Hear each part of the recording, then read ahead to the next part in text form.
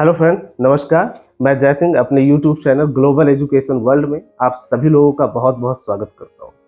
दोस्तों, आज के सेशन को आगे बढ़ाने से पहले मैं आप लोगों से ये कहना चाहता हूं कि अगर आप हमारे चैनल में फर्स्ट टाइम विजिट कर रहे हैं तो कृपया करके आप हमारे वीडियो को पूर्ण रूप से देखें और अगर आपको पसंद आए तो लाइक करें, शेयर करें, सब्सक्राइब करें तथा हमारे चैनल को थोड़ा सा इम्प्रूवमेंट देने का मतलब ये हुआ कि मैं भी अभी ऑनलाइन प्लेटफॉर्म में बहुत जल्द आया हूँ। मैं चाहता हूँ कि आप लोगों का प्यार मिले, सहयोग मिले, जिससे हम भी थोड़ा सा इम्प्रूवमेंट कर सकें। दोस्तों, बात करते हैं वर्तमान समय में हो रहे घटना के अंतर्गत। अगर देखा जाए तो माइक और लाउड स्पीकर का बहुत बड़ा मुद्दा सामने आया। हर व्यक्ति के जुबान पे लाउड स्पीकर माइक के बारे में बात है।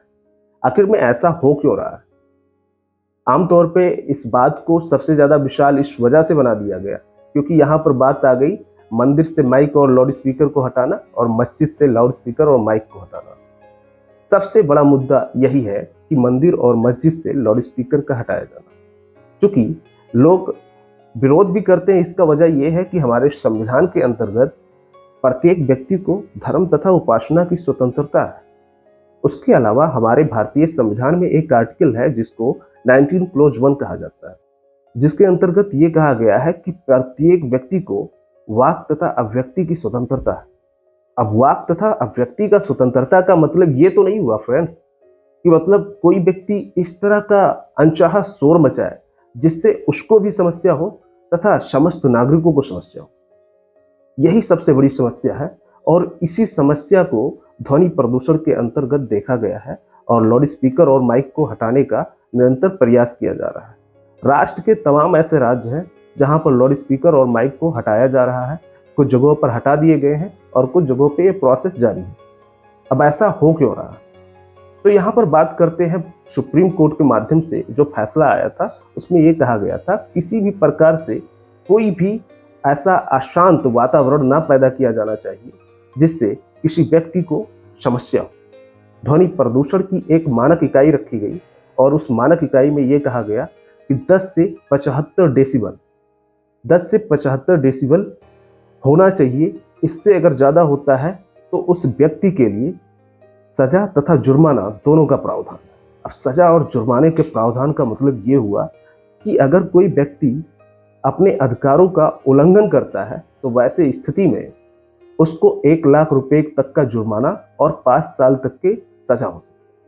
अब यहाँ पर एक और रोचक बात है कि सुप्रीम कोर्ट ने इन सारे स्थितियों को अपने तक सीमित न रखकर इसको प्रचार भी किया, प्रसार भी किया और लोगों के बीच तक पहुंचाया।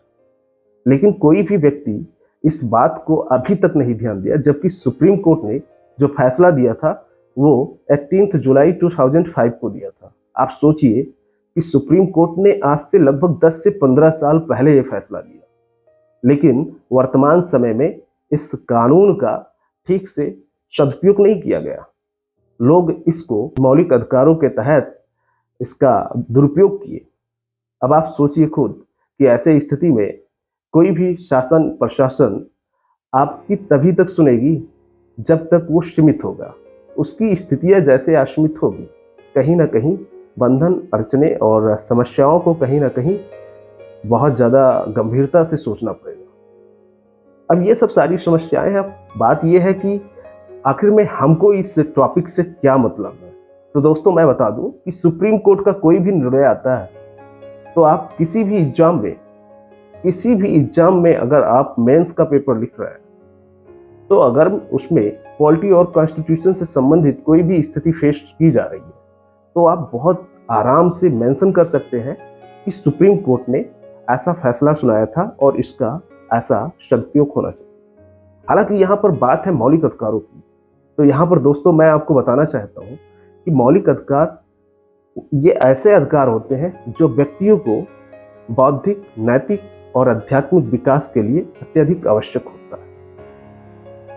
अब ये इसलिए जरूरी है कि हर व्यक्ति बेहतर कर सके, अपने समाज में अपनी इच्छाओं की पूर्ति कर सके, खुल के रह सके, अपने आप को बेहतर बनाने के लिए निरंतर प्रयास कर सके। ये सब सारी स्थितियां जुड़ी हुई है आपके कॉन्स्टिट्यूशन से, ठीक है। लेकिन अब उसके अलावा और एक बात कर लेते हैं कि इस पूरे टॉपिक का जो निष्कर्ष है वो क्या है।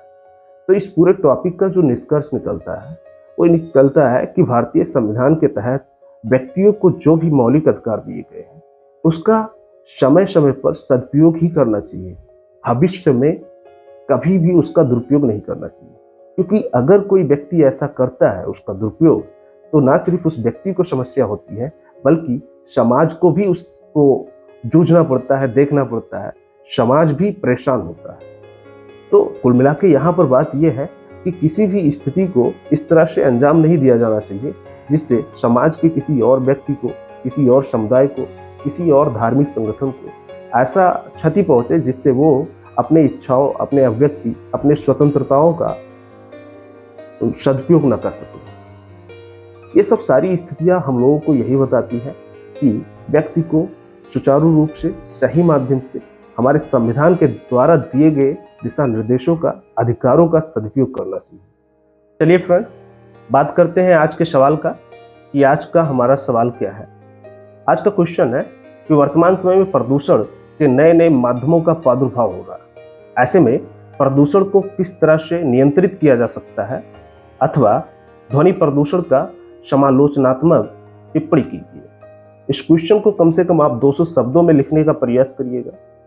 कुल मिला के ऐसा नहीं है कि आप बिल्कुल सही लिखें, आप लिखने का प्रयास करें। कोई भी बंदा, कोई भी व्यक्ति एक बार में सारी चीज़ों को परफेक्ट नहीं कर सकता है। वो बहुत सारे मिस्टेक करता है, मिस्टेक पर मिस्टेक करता है, उसके बाद में वो सही और सटीक लिखने का प्रयास करते करते एक समय आता है कि वो सही और सटीक लिखने लगता है। तो मैं उम्मीद करता हूँ कि आप लोग प्रयास जरूर करते हैं। आज के सेशन को हम खत्म करते हैं। तब तक के लिए नमस्कार, जय हिंद।